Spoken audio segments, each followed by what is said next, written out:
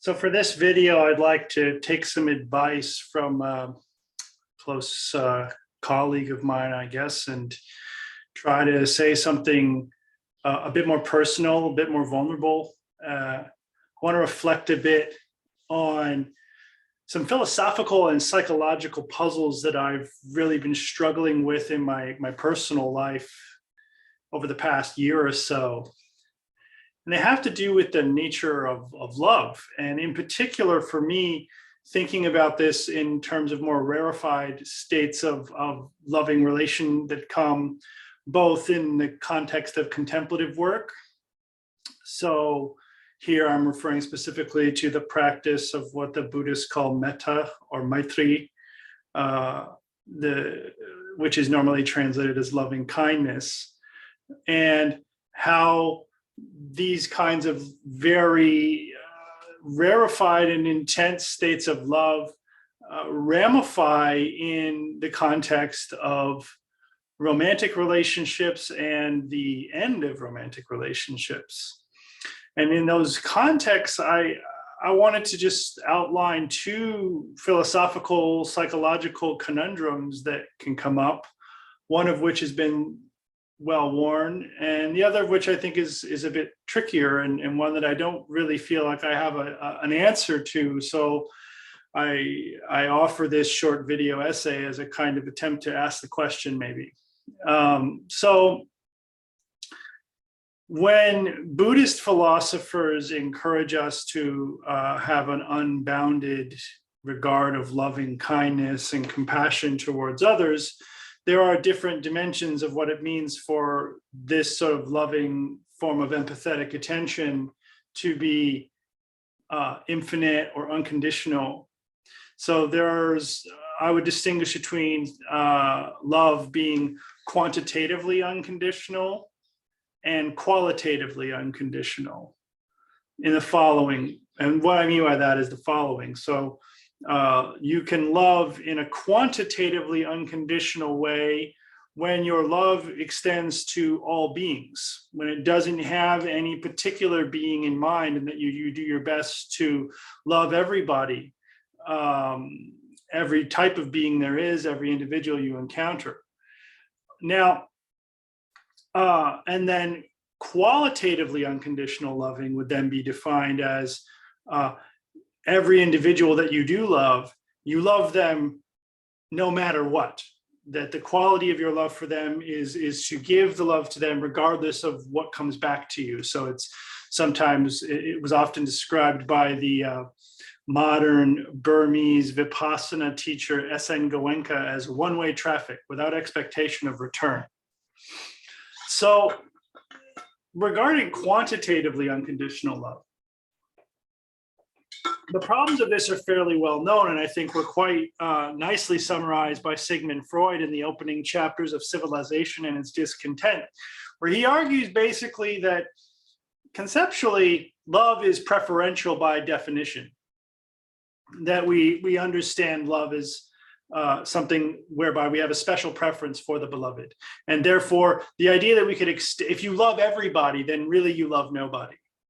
Because the only way to really love someone is to have a contrasting preferential fondness for this person that is then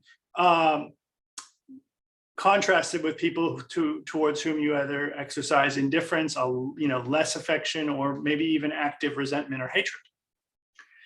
I think the more interesting critique from Freud here has to do with the psychological dimensions of this kind of love rather than the conceptual ones. In particular, he argues that we're finite, and therefore we only have so much energy and attention to give, which means it is in principle impossible for our love to be infinite in this way.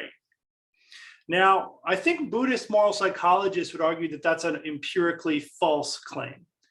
Now, I'm not really in a position to adjudicate that, and I of the two forms of unconditional love that I've outlined already, I find this to be actually the less interesting one.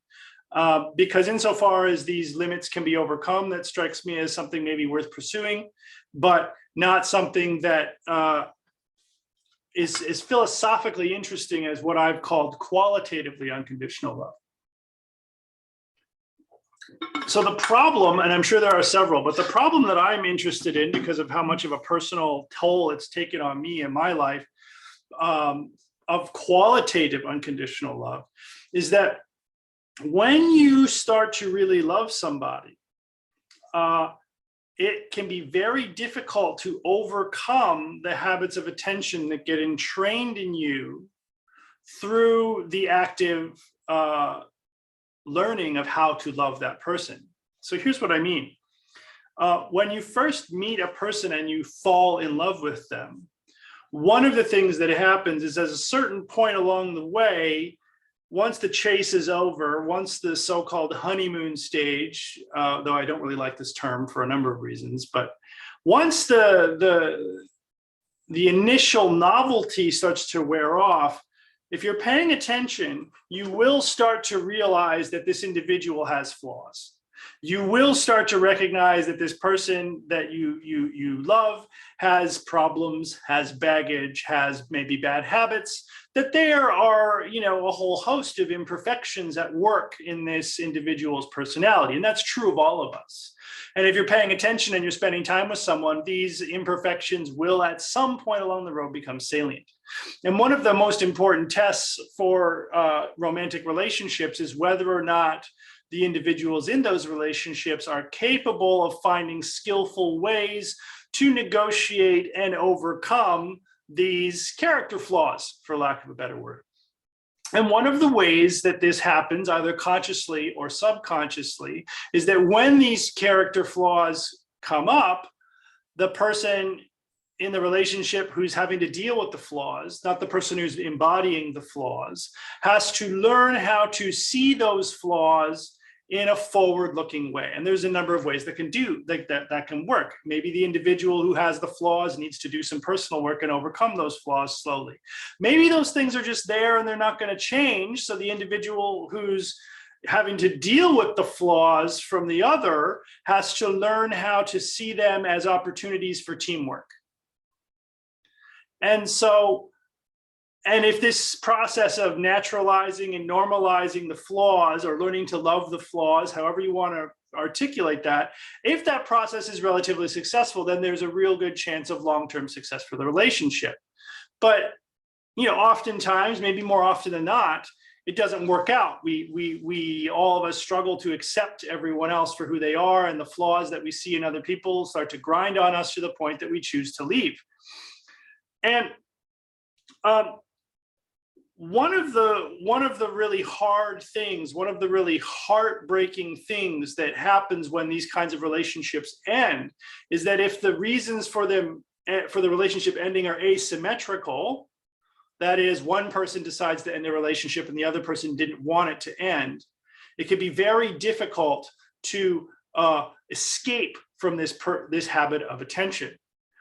So this is something that I really struggled with for the past year or so. I was in a relationship and I was very much in love with this person, and they left, and the reasons for leaving are irrelevant. What the fact of the matter is that the relationship ended, and it was tremendously difficult, still is to a certain extent.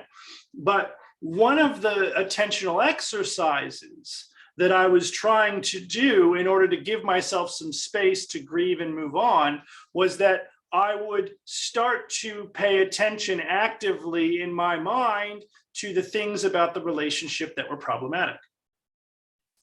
Instead of pining after the things in the relationship that were positive, I would consciously train myself to actively recall the things about the relationship that were problematic. But here was the trap that ensnared me, that was really kind of scary, actually. I was so in love with this person that I had already mostly cataloged what I perceived to be the relevant flaws quite early on in the relationship. And I had developed an attentional exercise and eventually more or less a spontaneous habit of interpreting these negatives, these difficulties, as things that were simply to be overcome, as things that were to be worked on with an eye to maintaining, preserving, and growing the relationship. And so I found myself in the aftermath trying to do this exercise where I'm like, look, don't pine after the positive things, recognize that there were substantial difficulties, a proper framing of which is a good reason for this relationship to be over. But what I found was that the more I concentrated on the negative things, the more the part of me that was unconditionally in love with this person became reactivated. The part of me that was actively interpreting the negatives as reasons to work harder, reasons to re-engage, deepen the dialogue, reframe, work harder, figure it out, that part of the mind got reactivated by the attentional exercise of focusing on the negative. So I built for myself a kind of recursive, attentional, reinforcing hermeneutical frame whereby the positives reinforced the commitment through positive reinforcement, and the negatives reinforce the commitment through galvanizing effort and agency to repair, rebuild, fix, and move on and move forward. And so in the context of the relationship being over and having to deal with the moving on, this really insidious feedback loop started happening again, but in a self-destructive way, because there was no relationship to fix at this point. And so what you have is every negative memory is somehow indexed to a part of the agency in the mind that was strongly oriented to fixing the relationship. And so no matter where I trained my attention, I found myself just re-entrenched in this feedback loop of just unconditionally loving this person. And I can't help but frame this as a problem for unconditional love. And it's a less extreme form of phenomena that are well worn in psychological research, where people fall in love with their abusers and their captors and Stockholm syndrome and things of that nature. Nothing so extreme happening in this particular situation. But I think that from a psychological point of view, it's just super interesting and powerful to realize that depending on what interpretive frame you have in place, experience, data, information can be radically conditioned by that frame to motivate you emotionally and behaviorally. And so it's taken me almost a year to try and shift out that hermeneutical frame so that the exercise of paying attention to the negatives in the process of trying to create detachment emotionally doesn't just re-entrench the commitment and the unconditional love.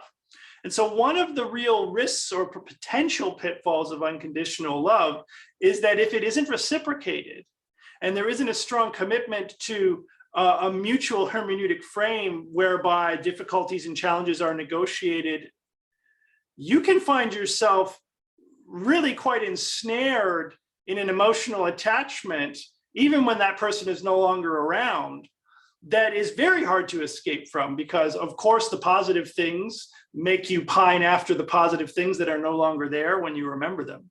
But even the negative things can come to reactivate and engage the part of you that was deeply committed to the relationship. And so you start to problem solve in your head and think about all the different things that could be done to fix things. And there's nothing to be fixed.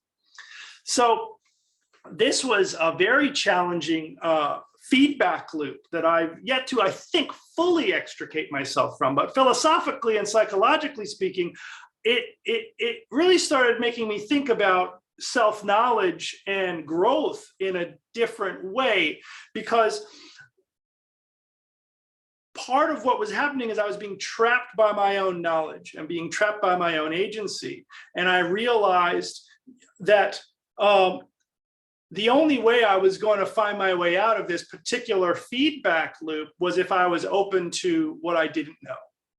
Because everything I knew, everything that I consciously knew about the relationship was fed into a hermeneutical frame that was self-reinforcing.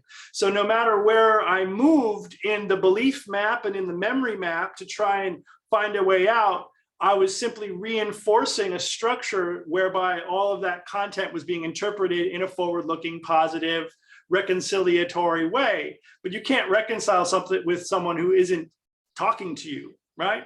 So I really realized at that moment, with the help of friends and my therapist and other people who are, you know, around me and giving me feedback, that sometimes what you know can be a hindrance to you. And learning how to be porous and vulnerable enough to be sensitive to what you don't know. And not just the known unknowns, not just things that you don't know. Like, I don't know how to get out of this predicament, for example. That's a known unknown. I know what I don't know. But in this particular case, I think from an emotional, developmental, and existential point of view, it is the unknown unknowns that are potentially transformative and importantly powerful for helping reconstruct, or perhaps deconstruct and then reconstruct, a hermeneutical frame for dealing with, you know, memories and difficult experiences that have happened to us. So this, to my mind, is actually the really challenging part about unconditionally loving an individual. Because if you come to love that individual in an unconditional way, then very simply put, they can treat you poorly and you'll still love them. And that's dangerous. That's dangerous to well-being and self-esteem. It can warp your salience map of what's relevant and wholesome and what's irrelevant and unwholesome. And keeping those categories distinct in your mind and operative in your choices is just essential for living a good life. And so the subtle and pervasive way in which our connections and our love for others can both enrich and seriously harm our lives has been a powerful piece of reflection for me over the past year. And so I wanted to share that as just something I think worth talking about. So I hope that you got something out of this, and I'd be interested to hear from you if you think I should expand on this more or leave comment. I'd be happy to engage on this topic further.